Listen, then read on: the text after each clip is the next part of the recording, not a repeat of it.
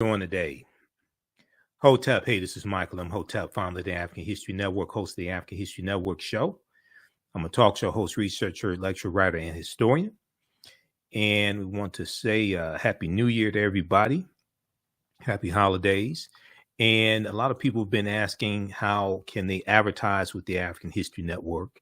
And we just brought on a few new advertisers. So I want to let you know how you can start 2022 off right and advertise your African American owned business with the African History Network. Okay. So we reach thousands of people on a daily basis, and you can advertise on my show when we rebroadcast the African History Network show on our social media platforms. But we're also on 10 different audio podcast platforms as well. Okay. Everything from iHeartRadio to FM Player, TuneIn, Castbox, Stitcher, Blog Talk Radio. So our current promotion right now for a very limited time only is buy 1 month, get 2 months free. Buy 1 month, get 2 months free. All right. And we take your 30-second and 60-second commercial. We put into the audio podcast of our shows. We also put into the rebroadcast of our shows as well. We rebroadcast my shows throughout the day. And also into the audio podcast of the shows. We can create a commercial for you if you don't have one, or you can submit one to us as well. Email us at ahnshow@africanhistorynetwork.com.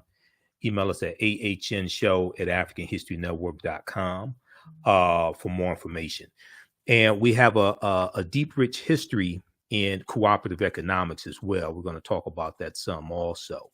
So regardless of what type of business you have, you may have a e-commerce business, you may have a brick and mortar business, you may sell African cultural products, African garb, books, soaps, different things like this, African American clothing, etc. Health and beauty products are really big. Clothing, shoes, African garb. You may be a book author, okay, or you may sell books, especially African history books, African American history books. It could be African American books that are fiction, but something that's really big are books for children, positive books for children that show positive images of African Americans. You may have a educational business. You may do homeschooling or produce curriculums or courses or teach financial literacy, things like this. Okay. So you want to advertise with the African History Network. Email us at ahnshow@africanhistorynetwork.com, ahnshow@africanhistorynetwork.com. And we'll let you know how you can advertise with the African History Network. Our current promotion is buy 1 month, get 2 months free. Buy 1 month, get 2 months free. Also, African American business owners, post the name of your business here on the thread of the broadcast as well. Okay. So we have a deep, rich history of cooperative economics. All right. And we know that the fourth principle of Kwanzaa is Ujamaa, which means cooperative economics. But a lot of people don't know the history that African Americans have dealing with the co-ops and cooperative economics. There's a good book from Dr. Jessica Gordon Nimhard, Collective Courage, that deals with the history, a deep, rich history that we have with co-ops. And Collective Courage, a history of African American cooperative economic thought and practice. Okay. And I interviewed her back in 2014. And there's also a good article from AtlantaBlackStar.com that talks about this. So we're going to deal with a little bit of the history of African Americans engaged in cooperative economics as well. Now, the Black cooperative movement has always been parallel to the Black liberation movements and civil rights movements.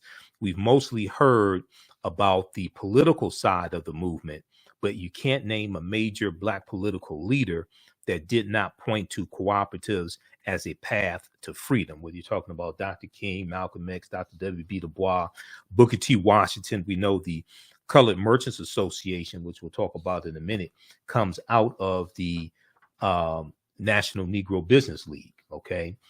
All right. Now, if we look at this here, now Dr. W.B. Du Bois in 1935 said, there exists today a chance for blacks to organize a cooperative state within their own group by letting Negro farmers feed Negro artisans and Negro technicians, guide black home industries, and black thinkers plan this integration of cooperation, while black artists dramatize and beautify the struggle. Economic independence can be achieved. To doubt that this is possible is to doubt the essential humanity and the equality of brains of black people. All right. So when we look at our history, you could read Before the Mayflower by Lerone Bennett Jr., but Collective Courage is a really good book that focuses on history and entrepreneurship and specifically the cooperatives. And the concept of the cooperatives are principles we brought with us from Africa, okay, especially West Africa. There's a good article from AtlantaBlackStar.com that deals with 5 historic examples of cooperative economics that advance the black community. One of them, they talk about the Susu system, okay, which we see popular in West Africa and the Caribbean. And in parts of West Africa and the Caribbean, an ancient version of cooperative economics exists called Susu. As one of the oldest forms of microfinance in Africa, the practice is run by one of Africa's oldest financial groups, known as Susu collectors. They run their businesses from kiosks in the marketplace and act as mobile bankers. Clients make low but regular deposits on a daily or weekly basis over the course of a month into a Susu account. At the end of this period, the Susu collector returns the accumulated savings to the client, but keeps one day's savings as commission. Now, Susu collectors may also provide advances to their clients or rotate the accumulated deposits of a group between individual members. Today, Susu collectors provide many West Africans who would otherwise be denied credit with access to money they need to start up small venture projects that in many cases benefit the community as a whole.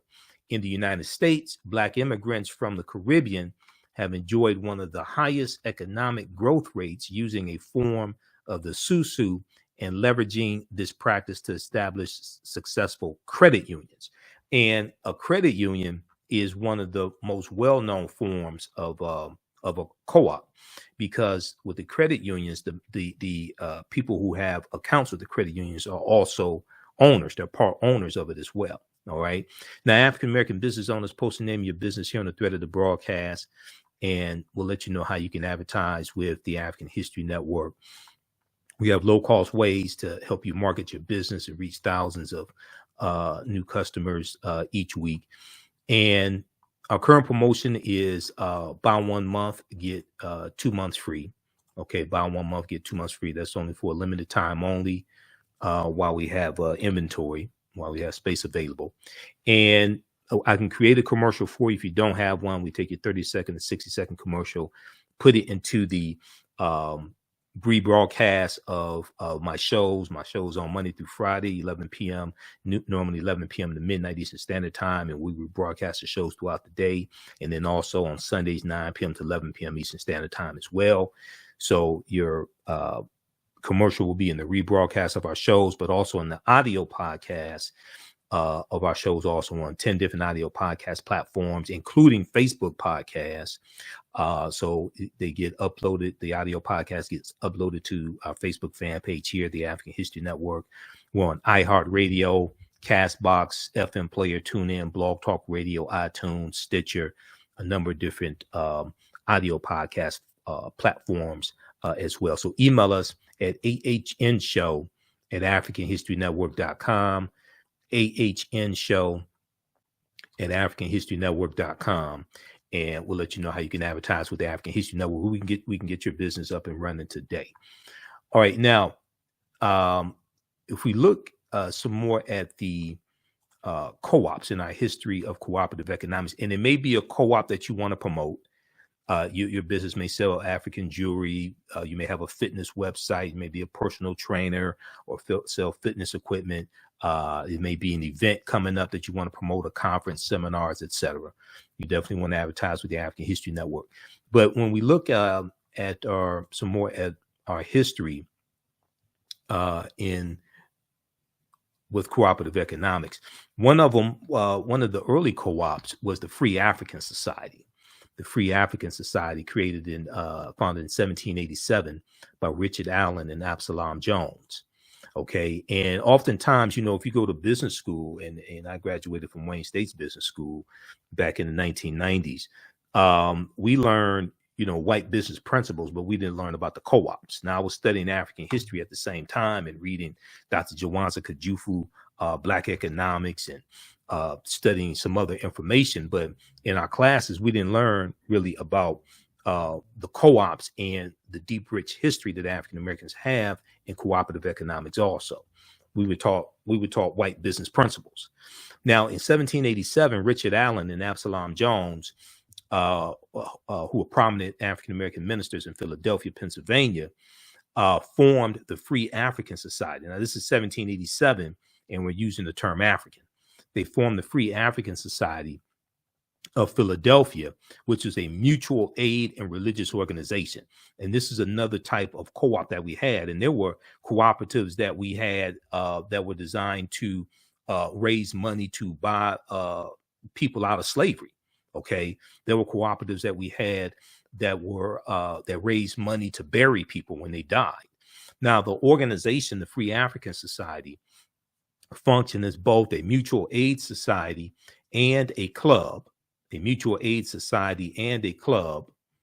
where members of Philadelphia's African American elite could socialize and forge business relationships with one another. Now, by 1794,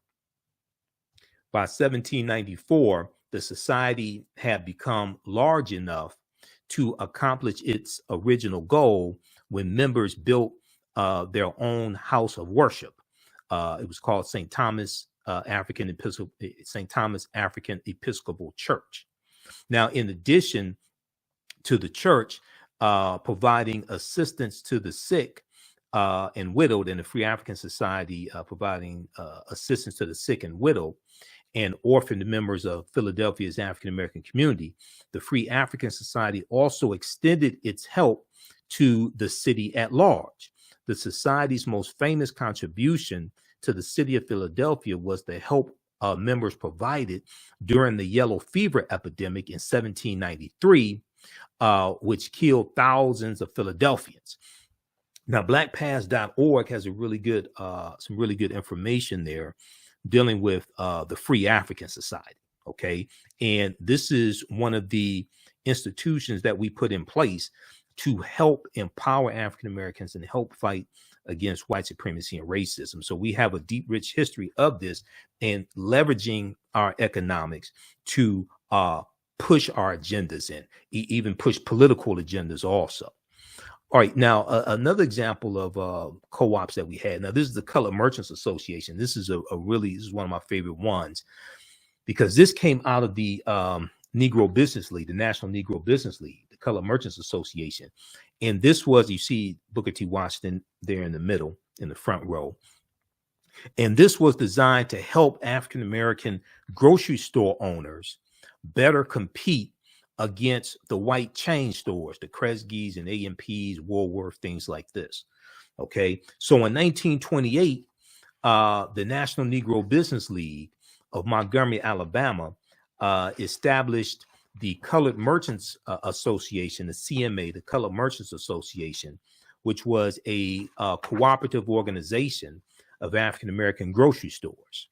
And one of the most popular types of businesses that we owned back at this time, late 1880s, 1890s, early 1900s, were grocery stores, but then also funeral homes and life insurance companies. Okay, because you have to eat, you're gonna die, and you're going to need some life insurance, burial insurance, etc. Okay, so this, or the Colored Merchants Association, which is really not talked about a lot, came out of the National Negro Business League, which was founded by Booker T. Washington in 1900. And so the National Negro Business League established the Colored Merchants Association, the CMA, which was a cooperative organization of African American grocery stores. The purpose of the organization was to reduce the operating costs of Black retailers through mutual support. Reduce the operating costs of Black retailers through mutual support, cooperative buying, and collective marketing. So being able to buy in larger quantities, get economies of scale, get a lower price, pull resources together, have collective marketing so they can get better rates when they market in newspapers or different things like this. Okay. And this was designed to help these African-American grocery stores better compete against the larger white-owned chain stores. And this was taking place in a harsh market dominated by white-owned chain stores. The Colored Merchants Association model, the Colored Merchant Association's model, was markedly successful. Associated stores reported increases in business and profits. Now, the association spread to nearly 18 cities, including Chicago, Philadelphia, Nashville, Dallas, and New York. The Colored Merchants Association built its national headquarters in New York City in October 1929. Chapters were organized in cities with 10 or more stores. Now, the members of the Colored Merchants Association paid $5 per month per store and were required to meet designated standards. By 1930, 253 stores were part of the CMA network. So these are African-American owned grocery stores that are in this organization designed to help them to better compete. Okay. Now, if you all are one, African-American business owners, post the name of your business here on the thread of the broadcast. Two, if you're a member of a cooperative, especially a food co-op. Now, here in the Detroit area, we have Black Food Security Network. Okay. But if you're a member of a co-op, especially a food co-op or something like that, or a co-op, cooperative grocery store, post the name of that as well. All right, let's continue here. So members of the Colored Merchants Association receive support services from the association, such as intensive training in merchandising techniques, sales training, advertising, and management resources, such as market analysis, inventory, and bookkeeping systems, and collection and credit procedures. Now, these are some things that hopefully the Black Chamber of Commerce in your city is doing. If not, maybe you all can in that city create an African American Chamber of Commerce that addresses some of these issues. But these are some things that I know in some cities the Black Chambers of Commerce are trying to address, but they need support as well. Now, another cooperative, and this was probably one of the largest ones. This one, the Colored Farmers National Alliance and Cooperative Union, founded in 1886 in Texas. This one grew to about 1.2 million members.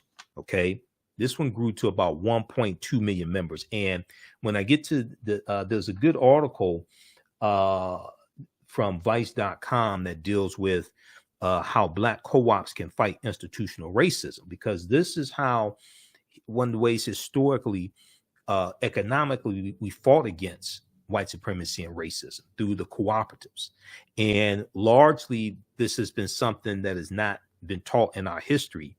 And a lot of, African Americans go to business schools, they go to white business schools, predominantly white institutions, or they may go to business schools at some HBCUs and learn white business principles and don't learn this type of information. Okay. So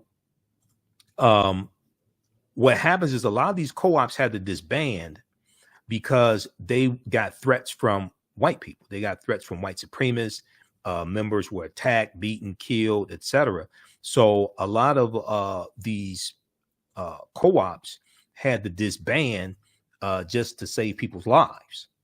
Okay. Now, the Colored Farmers National Alliance and Cooperative Union, the CFACU, was founded in 1886 and in Texas. Now, despite the fact that both African American and white farmers faced great difficulties, due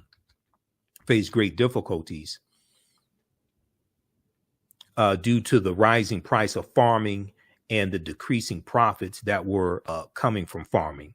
Okay, the protective organization known as the Southern Farmers Alliance did not allow African American farmers to join. So you had a group of African American farmers who got together and decided to organize their own alliance to fill their need. Okay, and they call it the Colored Farmers National Alliance and Cooperative Union. Now, the CFACU operated under fear and harassment by white farmers, but managed to operate several cooperatives in the late 19th century before having to disband, because they were getting death threats and being attacked. Now, members of the CFACU shared agricultural techniques and innovations and coordinated cooperative efforts for planting and harvesting. The union promoted alliances between farmers and laborers and was active in local and regional politics in order to maintain rights for African Americans after Reconstruction. Now, Reconstruction is 1865 to 1877, and I teach a class usually on Saturdays from the Civil War to the Civil Rights Movement of Black Power, 1865 to 1968. Now, it's estimated that the Colored Farmers National Alliance and Cooperative Union had 1.2 million members and was the largest Black organization of its time. Okay, they grew to 1.2 million members, but you know, they had to disband, and you're going to see this oftentimes where you have these organizations that are being attacked by white supremacists. Okay, not able to join white unions, not able to join white organizations, but then they get attacked by white supremacists when they become prosperous and organized amongst themselves. Now, this is if you see some of my lectures, you hear me talk about the pyramid principle that two of my teachers, Dr. Leonard Jeffries and Professor James Small, teach about. And, you know, the foundation of the pyramid is African history and culture, which gives us our VIPs. It gives us our values, our interests, and our principles. And this influences the two sides of the pyramid, our economic empowerment and political empowerment, but it also influences how we engage in economics. Okay, do we take white business principles and dress them up in red, black, and green? Okay, or do we operate based upon cultural business principles and cultural ways of doing business and cultural ways of structuring businesses? Okay, and this is something that the cooperatives teach us. And once again, like I said, these are principles we brought with us from Africa. Okay, so the foundation of the pyramid is African history and culture. It's our history and culture that gives us our values, our interests, and our principles, our VIPs. This gives us a cultural paradigm that we see reality through. And one side of the pyramid is our economic empowerment. The other side is the political empowerment. And we have to have a synthesis of all of these sides as well. We have to have a synthesis of all three of these, not just one.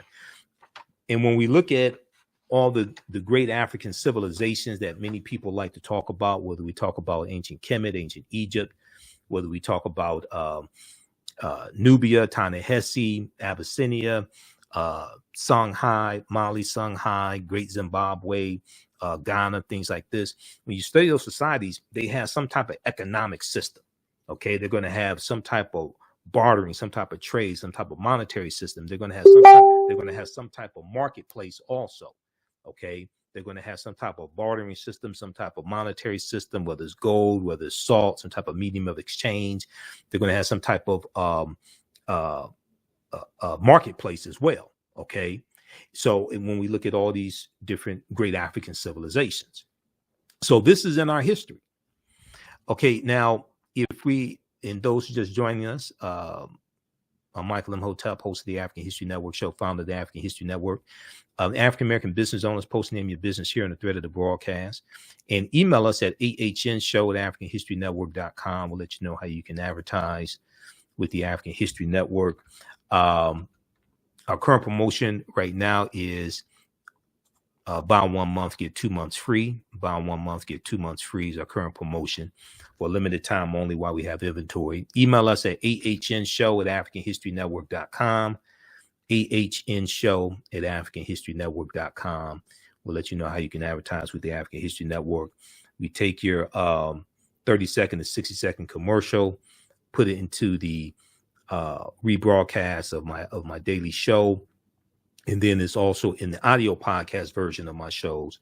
So we're on 10 different audio podcast platforms: iTunes, iHeartRadio, FM Player, Stitcher, Castbox, FM Podcasts. And we reach thousands of people with each episode. Okay. So email us at ahnshow@africanhistorynetwork.com. We can get you up and running today. Now, I want to go back to this here. So we have the Colored Farmers Union, and there's a good article from Vice.com that deals with some more of this information. And this article is from 2016, August 9th, 2016. I want to focus in on page 6 of this article. You can read the entire article. It's called How Black Co-ops Can Fight Institutional Racism. And it's an interview with Dr. Jessica Gordon-Nembhard, who wrote the book Collective Courage. Okay. And she's an expert on cooperative economics, about the ways that African Americans can join together through a capitalistic enterprise and create social change. It's a really good article from Vice.com. Now, there are other articles, interviews with her as well. News1.com has a good one also from a few years ago. But if I want to go to page 6 here specifically. Here's a picture of Dr. Jessica Gordon-Nembhard, but I want to focus in on page 6 that starts with how do co-ops function in a capitalistic system? Here's the cover of a book that I just showed you. Her book is fantastic. Like I said, this type of information, I learned this in business school. In business school, we were taught white business principles. This is her book once again. And I interviewed her back about 2014. She was speaking here in Detroit. So I interviewed her and got her book and read articles about her. And I was blown away by the information, because in my research dealing with African history and African American history, that's how I really learned about the co-ops, but not so much so in business school. Now, and let me see, I'm going to blow this up here. So how do co-ops function in a capitalistic system? Okay, this is the question she was asked. And when, you know, in school, we're taught basically white capitalism, but we're not taught about how the ways that African Americans historically fought against that, and how a lot of our businesses were either structured as co-ops or belonged to co-ops. So she said, we have examples all over the world, and sometimes how that looks is it's a small enterprise that allows smaller individuals to compete. It's a small enterprise that allows smaller individuals to compete. She said, take a group like Land of Lakes, which is one of our largest agricultural corporations. She said it is actually a cooperative of dairy farmers that all own Land of Lakes together equally. And Land of Lakes buys its milk and products, all the dairy and Land of Lakes buys its milk and produces all the dairy products. So the co-op has factories, does all the production, does all the manufacturing, handles the business side, that frees the farmers up to do their dairy farming, knowing that they have a market.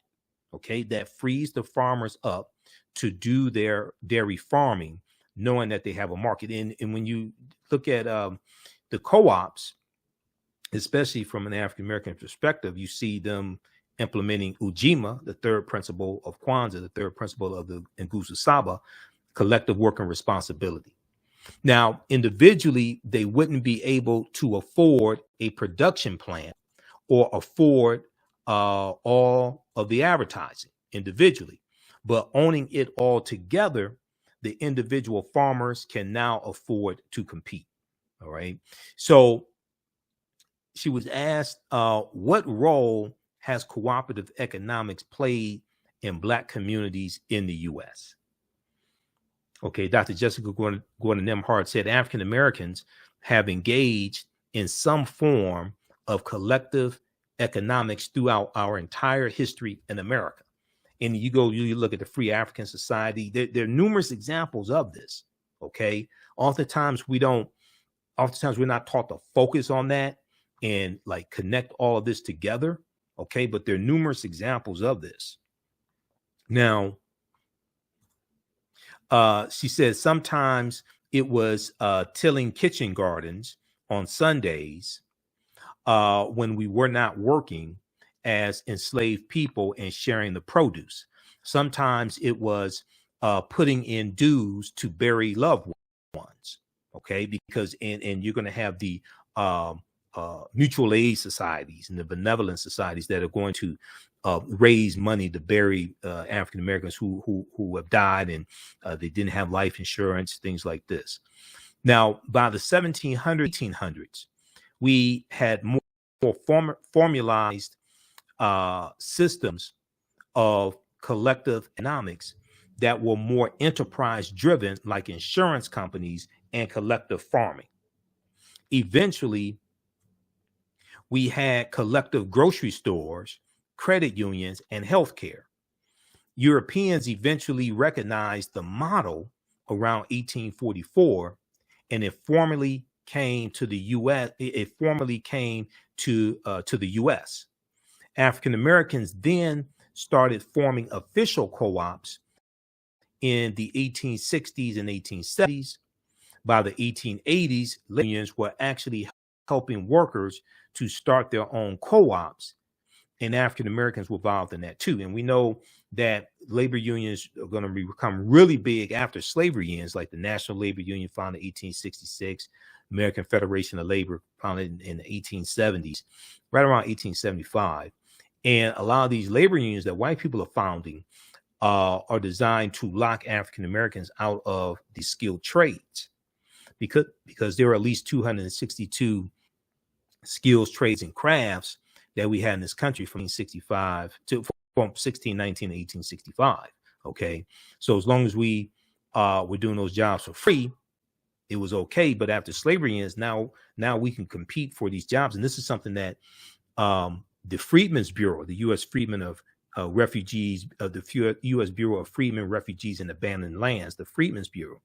One of the things that the Freedmen's Bureau was doing was helping African Americans negotiate labor contracts, okay, after slavery ends. So it becomes a problem because our skill set was as good as many white men, in many cases better, okay, because we would have had a monopoly on the skilled trades during slavery. Okay, now that we can compete for wages, now it's a problem. Now, by the 1880s, labor unions were actually helping workers to start their own co-ops, and African Americans were involved in that too. And we know that the Industrial Revolution that starts in the 1790s in Manchester, England, we know the Industrial Revolution is going to cause the need for organized labor.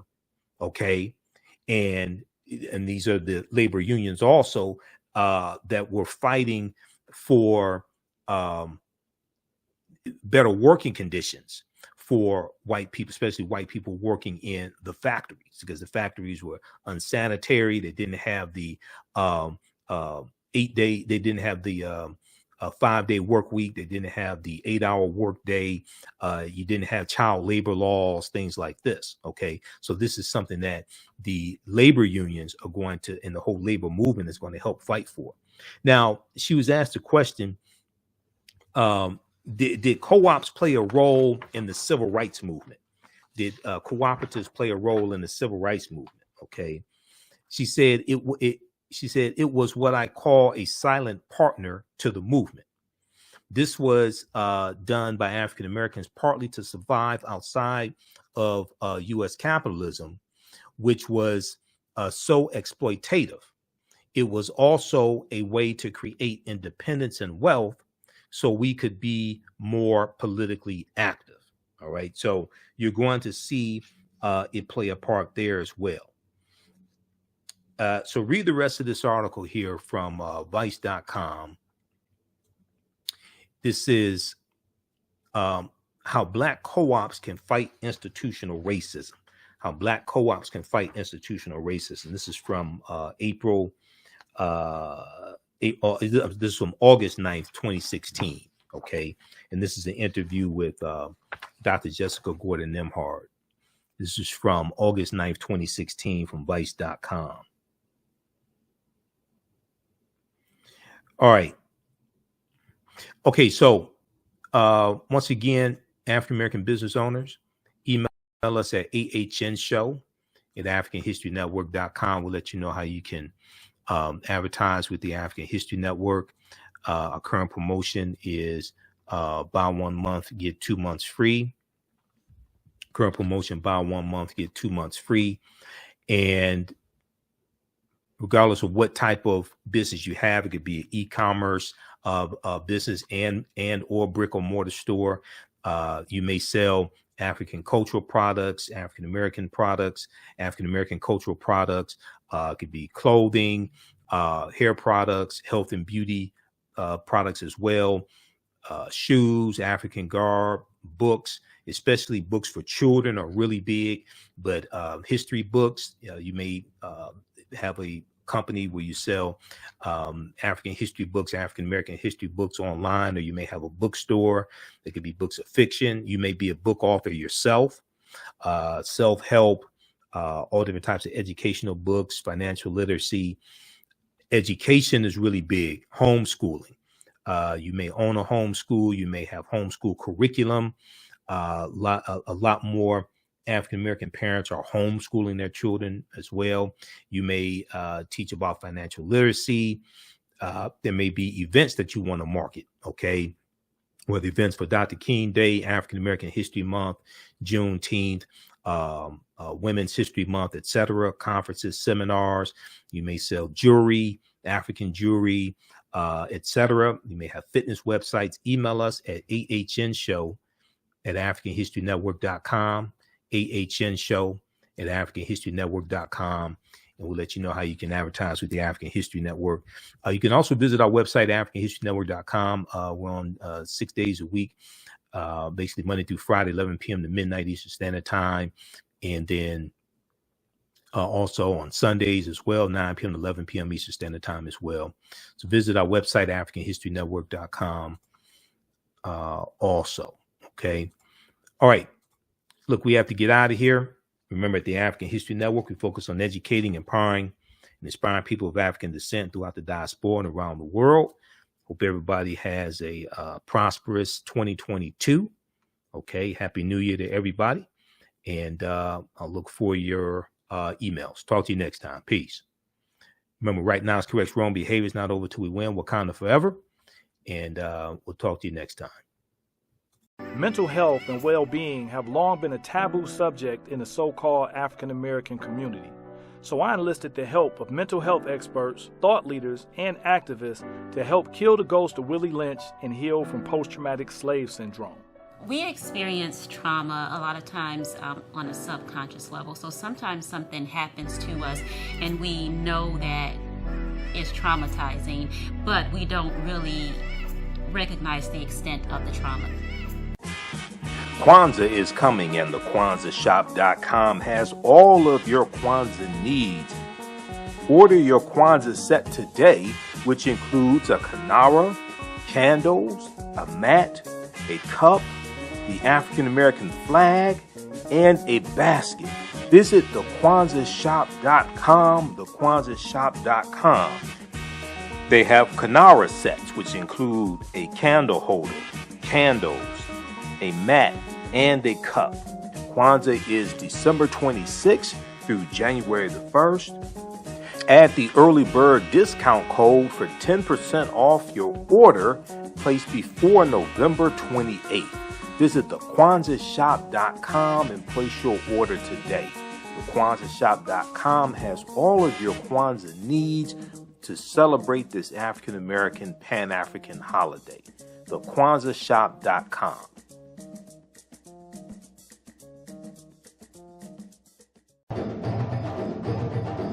Soul in Motion, celebrating 38 years in the arts. This energetic ensemble of dancers and drummers was started by percussionist Michael Friend and is led by choreographer Associate Director Pam Lassiter. Based in the Washington, D.C. area, Soul in Motion is now accepting bookings for Black History Month, Juneteenth, and summer festivals in 2022. Soul in Motion is also available for more intimate events like naming ceremonies and weddings. To find out more or book your date, call 240-452-1349 or send an email to info@soulinmotion.org. Be sure to check us out on Facebook, Instagram, and YouTube. Soul in Motion, celebrating our history, our culture, our future. Soul in Motion. Theater, African dance, and drumming since 1984.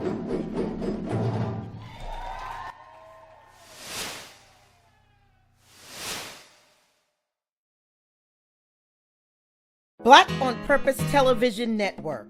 Yes, Black on Purpose Television Network. All black, all positive, all the time.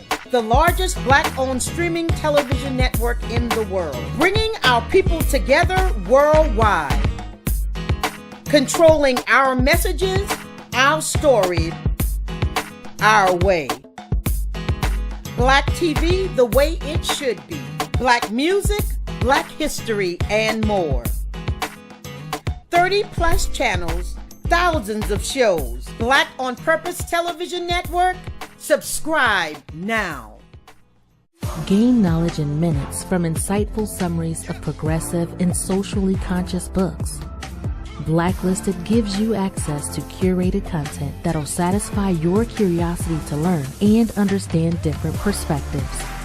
Empower yourself through inspirational and actionable ideas. It's easy to read or listen to on the go. Blacklisted. Empower yourself. Start your free trial today.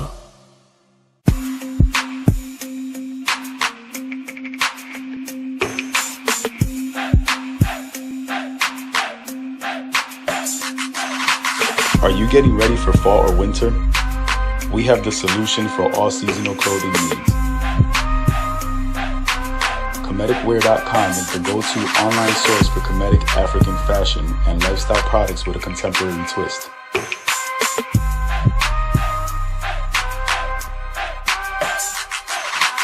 We're committed to offering unique styles reflecting our African heritage.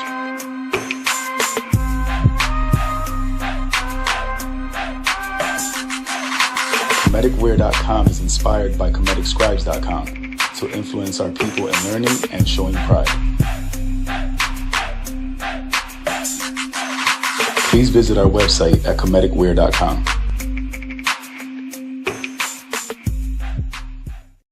We all know the cannabis industry is headed toward an uprise in the past decade. What happens when there is a brand that brings this uprise in a blow? The cannabis industry welcomes her uprise. Hustle her hemp. Delivering excellence with pride is her watchword, and how you choose to embrace it makes it a priority. From cultivating rich cannabis into exquisite and tastefully finished CBD products to delivery, Hustle Her Hemp leaves no stone unturned. Hustle Her Hemp's mission is to empower women of color by building business and creating legacies, uniting beauty, health, and business. We are a pure definition of how we want the CBD industry to become in the future. While we are redefining innovation, we bring the same energy to improving the quality of life. Hustle Her Hemp is the new Uprise.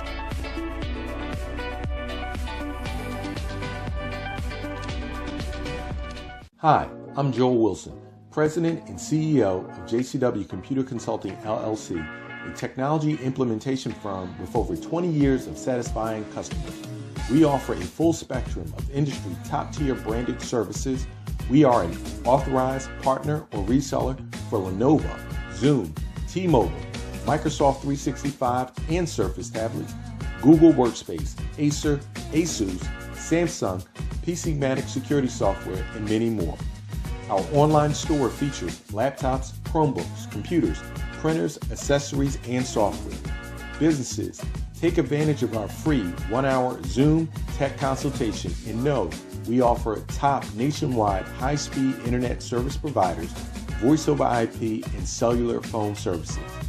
Home users, don't miss our current in-stock Chromebook inventory. Please visit us at jcwcc.com or call 215-879-6701. iRedify is a Black-owned digital platform that showcases Black and Brown cultures and people. The books on the platform are written by African American authors, Afro-Caribbean authors, African authors, and so much more. Kids 14 and under can read ebooks, listen to audiobooks, and complete learning activities. Kids can even write in the books digitally. Get unlimited access to everything on the platform for only $8.99 a month at iRedify.com. Sign up for your membership today. Come and travel with me to a time long ago and place far away. You will experience high adventure and excitement. You are fighting alongside an ancient army in fierce battle. Feel the exhilaration of struggle and final conquest. My name is Meninkere, and I am both a prince and a priest in one of the most advanced civilizations humans have ever produced. I want you to ride with me in my chariot as I slay the barbarians who have come to invade my land. I invite you to sit at the conference table with the great Pharaoh Taharka and his ministers as they plan intrigue and use subterfuge to outmaneuver and defeat the enemy. Come back with me to the land of your ancestors, to the beautiful land of Kemet. So open the pages of this book and begin the adventure. Find out what happens in the book Meninkere Battles the Assyrians in the Nile Valley from author Makari Jones. Get your copy today at Amazon.com.